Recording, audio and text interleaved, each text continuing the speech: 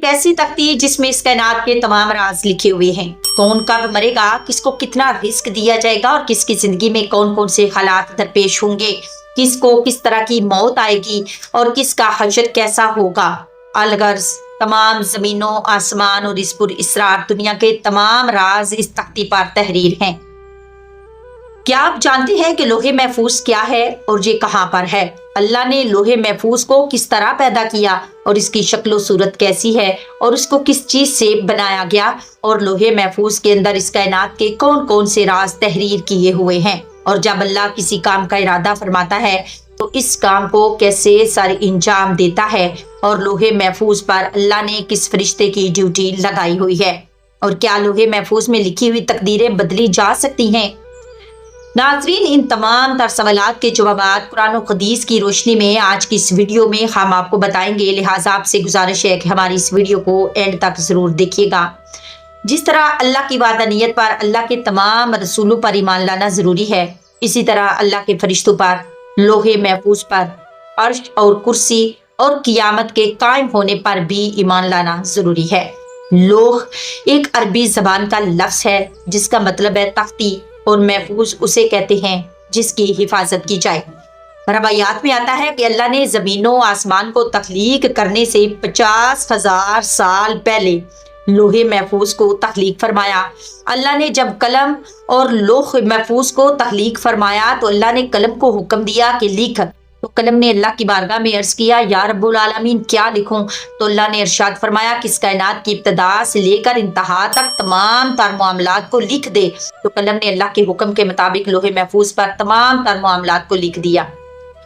ناظرین، لوح محفوظ وہ تختی ہے جس میں تمام انسانوں کی تقدیریں لکھی ہوئی ہیں۔ اس کائنات کی تخلیق سے لے کر اس کائنات کے فنا ہونے تک ہر چیز اس میں لکھی ہوئی ہے، لہٰذا آج تک جو کچھ اس کائنات میں ہوا ہے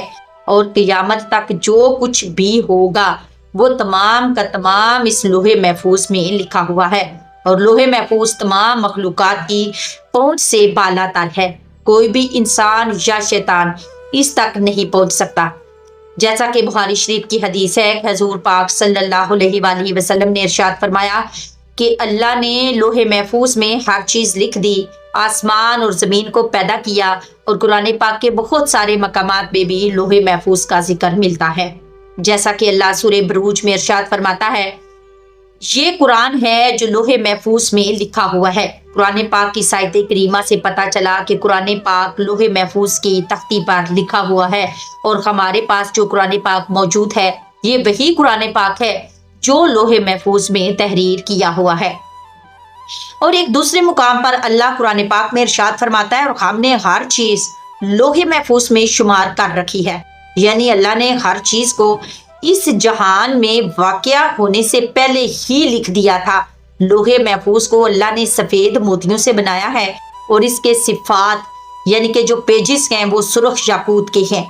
اور اس کی تحریر نور سے لکھی ہوئی ہے، جیسا کہ حضرت ابن عباس رضی اللہ تعالیٰ عنہ سے روایت ہے کہ آقا صلی اللہ علیہ وآلہ وسلم نے فرمایا کہ اللہ نے لوح محفوظ کو سفید موتیوں سے پیدا کیا، اور اس کے صفات سرخ یاقوت کے ہیں، اور اس کا قلم نور کا ہے، اور اس کی لکھائی بھی نور ہے، اور اللہ ہر روز لوح محفوظ کی طرف 360 مرتبہ نظر فرماتا ہے۔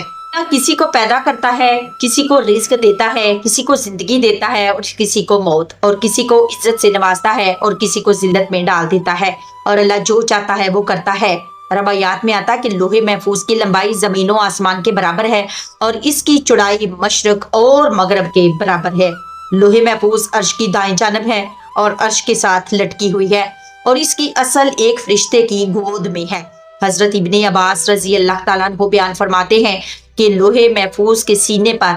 بطور ٹائٹل یہ الفاظ لکھے ہوئے ہیں کہ اللہ کے علاوہ کوئی عبادت کے لائق نہیں، اور محمد صلی اللہ علیہ وآلہ وسلم اس کے بندے اور اس کے رسول ہیں، لہٰذا جو بھی اللہ پر ایمان لائے گا اور اس کے وعدوں کو سچا جانے گا اور اس کے رسولوں کی اتباع کرے گا تو اللہ اس کو جنت میں داخل کر دے گا۔ لوح محفوظ پر اللہ نے اپنے مقرب فرشتے حضرت اسرافیل علیہ السلام کی ڈیوٹی لگائی ہے، جیسا کہ حضرت ابو سنان رحمۃ اللہ تعالیٰ علیہ فرماتے ہیں کہ اللہ کے سب سے زیادہ قریب لوح محفوظ ہے جو عرش کے ساتھ لٹکی ہوئی ہے، جب اللہ کسی شے کا ارادہ فرماتا ہے تو لوح محفوظ میں لکھ دیتا ہے، تو یہ لوح محفوظ حضرت اسرافیل علیہ السلام کے ماتھے کو آ کر ٹکراتی ہے، جبکہ حضرت اسرافیل علیہ السلام اللہ کی عظمت کی وجہ سے اپنے سر کو جھکائے ہوئے ہیں اور اپنی نظروں کو نہیں اٹھاتے۔ جب لوح محفوظ کی تختی حضرت اسرافیل علیہ السلام کے ماتھے سے آ کر ٹکراتی ہے تو حضرت اسرافیل علیہ السلام اس میں نظر کرتے ہیں۔ اگر اس میں اللہ کا حکم آسمان والوں کے متعلق ہوتا ہے تو حضرت اسرافیل میکائیل علیہ السلام کے سپرد کر دیتے ہیں، اور اگر کوئی حکم زمین والوں کے متعلق ہوتا ہے تو حضرت اسرافیل علیہ السلام اس حکم کو حضرت جبرائیل علیہ السلام کے سپرد کر دیتے ہیں۔ پس سب سے پہلے روزے قیامت جس چیز کا حساب ہوگا وہ لوح محفوظ ہوگی۔ ناظرین، جب روزے قیامت اللہ لوح محفوظ کو حساب کے لیے بلائے گا تو اس کے سب جوڑ کانپ رہے ہوں گے، تو اللہ لوح محفوظ سے فرمائے گا کیا تو نے میرے حکم پہنچا دیے تھے؟ تو لوح محفوظ اللہ کی بارگاہ میں عرض کرے گا جی ہاں یا رب العالمین۔ تو کہا جائے گا تیرے حق میں کون گواہی دے گا؟ تو وہ اللہ کی بارگاہ میں عرض کرے گا حضرت اسرافیل علیہ السلام۔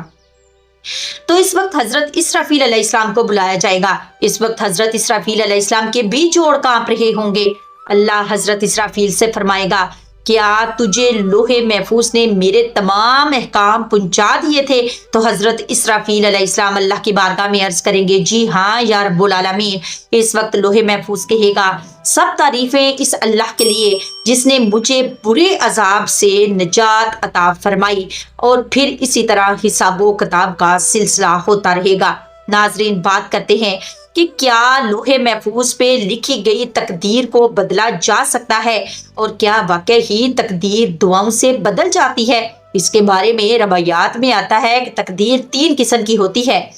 پہلی تقدیر وہ ہوتی ہے جو عام انسانوں کی دعاؤں کی وجہ سے اللہ بدل دیتا ہے، اور دوسری تقدیر وہ ہوتی ہے جو اللہ اپنے خاص بندوں یعنی اپنے انبیاء کرام کی دعاؤں کی وجہ سے بدل دیتا ہے۔ ان 2 قسموں کے اندر تو تقدیر کو بدلا جا سکتا ہے، لیکن تقدیر کی تیسری قسم وہ تقدیر ہے جو لوح محفوظ پر تحریر ہے۔ اس تقدیر کو نہیں بدلا جا سکتا، حتیٰ کہ لوح محفوظ پر لکھی ہوئی تقدیر کو تبدیل کرنے کے لیے کوئی نبی بھی دعا کرنا چاہے تو اللہ اس کو روک دیتا ہے۔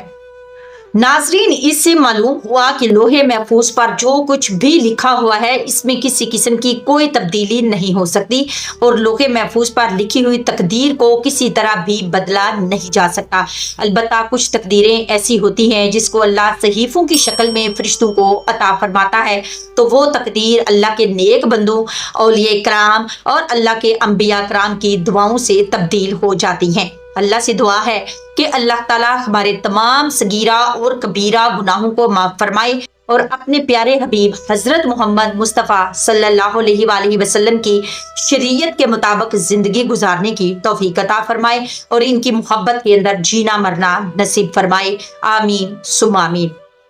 ناظرین، امید کرتی ہوں کہ آپ کو آج کی یہ ویڈیو ضرور پسند آئی ہوگی۔